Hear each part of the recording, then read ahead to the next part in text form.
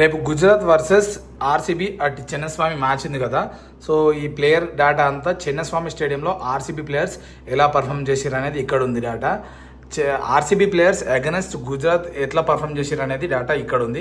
So దీన్ని బట్టి రేపు ఏ ప్లేయర్స్ క్రూషియల్ కాబోతున్నారు ఆర్సీబీకి అనేది మనకు క్లియర్గా అర్థమైపోతుంది. ఎందుకంటే ఆ గ్రౌండ్ పర్ఫార్మెన్సెస్ అనేటివి ఎక్కువ సార్లు రిపీట్ అవుతూ ఉంటాయి. సో ఒకసారి చూద్దాం. పడిక్కల్ చూసుకుంటే 2 ఇన్నింగ్స్ ఆడి మనకి 58 రన్స్ స్కోర్ చేసి జస్ట్ 29 యావరేజ్ ఉంది. 29 యావరేజ్ అంటే ఏంటంటే ప్రతి మ్యాచ్లో ఒక 29 కొట్టేంత కేపబిలిటీ ఉంది. స్ట్రైక్ రేట్ మాత్రం చాలా లెస్ ఉంది. మీరు ఇక్కడ చూసుకోవచ్చు 128 మాత్రమే. స్లోగా ఆడుతుండు ఆ గ్రౌండ్లో. నెక్స్ట్ జితేష్ శర్మ చూసుకుంటే ఒక ఇన్నింగ్లో 27 రన్స్ స్కోర్ చేసిండు. 27 యావరేజ్ ఉంది. జితేష్ శర్మ స్ట్రైక్ రేట్ కూడా అంత బాగాలేదు, జస్ట్ 135 ఉంది. సో T20లో అది చాలా తక్కువ అని చెప్పొచ్చు.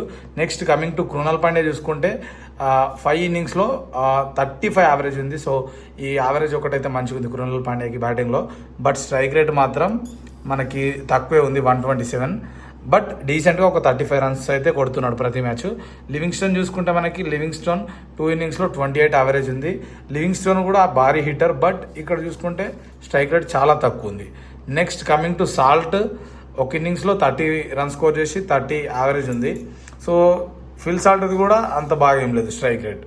బట్ పటిదార్ చూసుకోండి, పటిదార్ కెప్టెన్సీలో లైక్ ఓవరాల్గా ఇప్పటికి 7 మ్యాచెస్ ఆడిండు. తనకి జస్ట్ 22 యావరేజ్ ఉంది, చాలా తక్కువ అని చెప్పాలి ఇది. అండ్ ఇక్కడ చూసుకుంటే స్ట్రైక్ రేట్ కూడా చాలా తక్కువ ఉంది. నెక్స్ట్ టిమ్ డావిడ్ ఒక మ్యాచ్లో ఇక్కడ వరస్ట్ అని చెప్పొచ్చు. ఒక మ్యాచ్ని మనం డిసైడ్ చేయలేం, బట్ జస్ట్ 4 రన్స్కి అవుట్ అయ్యిండు. ఆ స్ట్రైక్ రేట్ కూడా జస్ట్ 57 ఉంది. సో బాగా అయితే ఆడలేదు ఫస్ట్ మ్యాచ్లో. అండ్ కమింగ్ టు కోహ్లీ, 86 మ్యాచ్లో 3000+ రన్స్ స్కోర్ చేసి ఇక్కడ మనకి 40 యావరేజ్ ఉంది. బట్ స్ట్రైక్ రేట్ మాత్రం తక్కువ ఉంది, కానీ కన్సిస్టెన్సీగా ఒక 40 రన్స్ అయితే స్కోర్ చేస్తుండు. మీరు ఓవరాల్గా చూసుకుంటే ఇక్కడ మనకి కృణాల్ పాండ్యా అండ్ ఇక్కడ చూసుకుంటే కోహ్లీ ఇద్దరే బ్యాటింగ్లో కొంచెం డీసెంట్ రన్స్ ఉన్నాయి. సో ఈ ప్లేయర్స్లో ఎగనెస్ట్ గుజరాత్ ఆ గ్రౌండ్లో ఆడింది 2 ప్లేయర్స్ మాత్రమే. పటిదార్ ఒక ఇన్నింగ్ ఆడి 2 రన్స్కి అవుట్ అయ్యాడు. యావరేజ్ జస్ట్ 2 ఉంది. అండ్ స్ట్రైక్ రేట్ మనకి తక్కువ ఉంది. సో పటిదార్ ఫెయిల్ అయ్యే ఛాన్స్ ఈ మ్యాచ్లో ఎక్కువ ఉండే ఛాన్స్ ఉంది. ఎందుకంటే ఇక్కడ యావరేజ్ బాగాలేదు అండ్ పటిదార్ది ఇక్కడ కూడా జస్ట్ 22 ఉంది. కాబట్టి మోస్ట్ లైక్లీ అంత పెద్ద ఇన్నింగ్స్ ఆడకపోవచ్చు. బట్ చూద్దాం ఎట్లా ఆడతాడు అనేది. ఆడకపోవచ్చు అని నాకు అనిపిస్తుంది. విరాట్ కోహ్లీ చూసుకుంటే 143 యావరేజ్ ఉంది అగెన్స్ట్ గుజరాత్ చిన్నస్వామి స్టేడియంలో. బ్రిలియంట్ పర్ఫార్మెన్స్ ఇదైతే. అండ్ చూసుకుంటే 162 స్ట్రైక్ రేట్ ఉంది. ఇది ఫెనామినల్గా చెప్పాలంటే. సో ఓవరాల్గా చూసుకుంటే మీకు ఏమర్థమైంది? బ్యాటింగ్ సెక్షన్లో 2 మాత్రమే స్ట్రాంగ్ ఉన్నారు, Krunal Pandya and then Virat Kohli. So head to హెడ్లో చూసుకుంటే మనకి విరాట్ కోహ్లీ స్ట్రాంగ్ ఉన్నాడు. సో ఇక్కడ కీ ప్లేయర్ ఎవరు అవుతారు? కీ ప్లేయర్ వచ్చేసి మనకి like Kohli key player అవ్వబోతున్నాడు.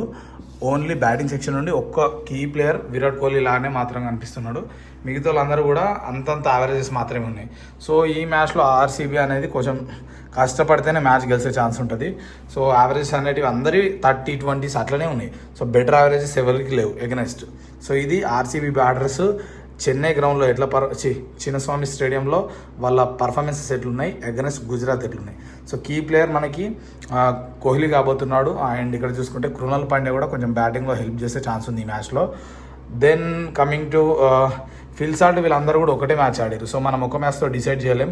Jitesh Sharma, Phil Salt and ఇక్కడ Tim David. So Tim David ఈ ముగ్గురు కూడా ఒక్కొక్క మ్యాచ్ ఆడారు కాబట్టి మనం 1-2 మ్యాచ్లతో డిసైడ్ చేయలేం ప్లేయర్ పర్ఫార్మెన్స్ అనేది. సో ఓవరాల్గా మీకు అర్థమైంది అనుకుంటున్నా నేను చెప్పాలనుకున్న కాన్సెప్ట్. అండ్ మీరేమనుకుంటున్నారు? ఏ ప్లేయర్ ఎక్కువ పర్ఫామ్ చేస్తారు అనుకుంటున్నారు ఆ గ్రౌండ్లో అనేది ఒకసారి కామెంట్ చేయండి. అండ్ నెక్స్ట్ వీడియోలో నేను గుజరాత్ ప్లేయర్కి సంబంధించిన డేటా అనేది పోస్ట్ చేస్తాను. ఇది RCB data. Next matchups, key players ఇవన్నీ కూడా వస్తూ ఉంటాయి. ఒకసారి చెక్ చేసుకోండి. వీడియో కంటెంట్ వస్తే లైక్ చేసి సబ్స్క్రైబ్ చేసుకోండి.